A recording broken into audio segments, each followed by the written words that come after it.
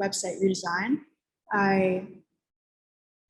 this was my kind of initial idea and picking out fonts and whatnot. And I presented some higher quality images of initial sketches for how I wanted the contact page to look and the home page, kind of bringing in obviously more pictures of Cooper, more pictures of the students at Cooper and the building, and making it feel more connected to the school and less general. And this is what we landed on once we put it into our website platform program. I really welcome everyone to go check it out. I'm really happy with it, but homepage and easy scroll down for the current grant winner, shout out Ecosphere, making our, highlighting our social media more. It's easier to see the posts and it's more engaging to see the posts, and easier to connect with us through that means. These are just some screen grabs of the new website. Yeah, please, I welcome everyone to check it out. And knowing what you know now, having done all this, can you sort of encapsulate some bit of advice or some suggestions or something you wish you would have known, or anything about launching a startup or applying for an M&G grant or any grant actually to help you in your quest to see this realized? Well, you beat me to it because that's what I was about to say. But pretty much my advice, well, it's several-fold advice. One piece of advice, the person that issued the entity that issued our second grant would love for me to impart to you all is do something that you are uncomfortable doing. Do something that you don't know what you're doing. Mm-hmm. Embrace the unknown, embrace being uncomfortable, and you will come out far better for it. I've been doing that all my life. It is the secret to success, because if it's comfortable, someone else has done it and you're not progressing. Discomfort is a sign that you're doing something new. Additionally, more advice from myself would be go quickly. Try and find things that interest you. Try and find people that interest you.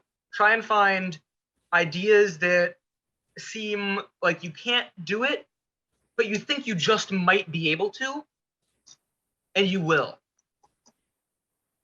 Like, it's almost a bastardization of one of Clarke's laws. If someone tells you, if an old experienced person within whatever realm you're trying to break into tells you that it's impossible, it's almost guaranteed to be possible. But if they say it is possible, it is also possible, and you should go do it now. And as I mentioned, we sell products, but we also have a service on enabling businesses and residential buildings to compost. The path has been really interesting.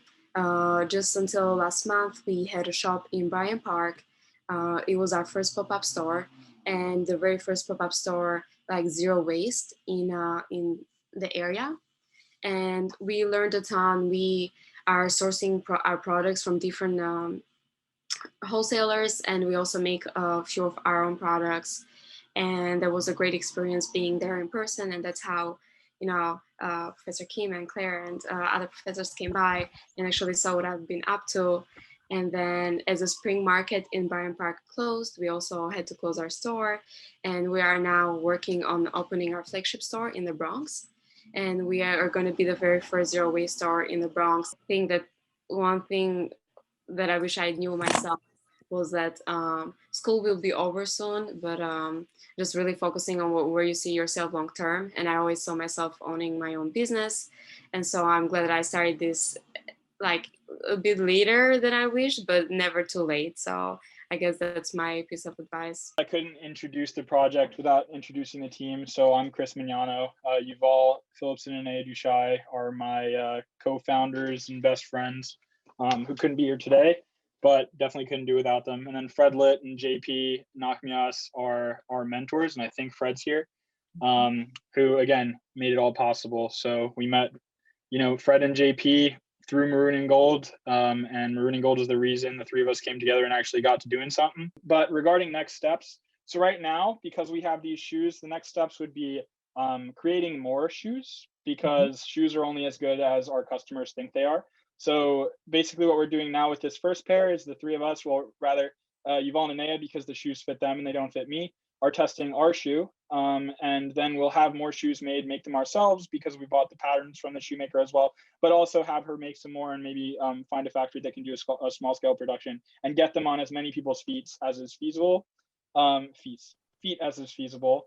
And then in top right there, you can see that we plan to do some serious testing just to make sure that whatever we do with our shoe, it's going to be safe, and that also it's going to be reliable. And then finally, just for some advice and what we've learned, I think I come back with all the same learnings and then some new ones. But some very new ones have been, prioritizing being out here and making friends and doing everything that you can to chase your goals. Never giving up. But then simultaneously, I actually just got off the phone with one of my professors who I've been working with for 4 years, and he was saying, you have to care about yourself as much as you care about your projects and your best friends. And I think that's definitely true. It was interesting because I was thinking about going through and putting as many pictures of as many people in the Cooper community and the Maroon and Gold community as I've reached out to for help. And I realized that I'd need a much longer slideshow, so I decided I'd just do it verbally. But on there, obviously, Yuval and Anea and I are really good friends and just people who think together and bolster each other and argue with each other before we go and do any of this stuff. And I think that's super important. And I'm not going to take any of Theo's thunder away because he's going to be presenting next. But, Theo, what we started in the beginning of COVID, and I'd say that we have a very, very good friendship on top of the work that we've been doing together. I've had probably more advice from Theo than I've had from many people in a school perspective about life and whatever else. And just because Fred's on here, and I talk to Fred a lot, obviously, because he's in an advisory role for VUV. Never be afraid to ask people about things other than school and other than work, because that's often when you learn the most important things about life. So something that I've learned the value of over the years is networking and kind of being out there and meeting people, and just even a quick conversation about what are you doing, what are your interests. The more connections you make down the line, the more people will then be like, oh, by the way, for example, in this chat, I saw Toby Cumberbatch mention something to Arisa about somebody he knows and kind of offered to make a connection.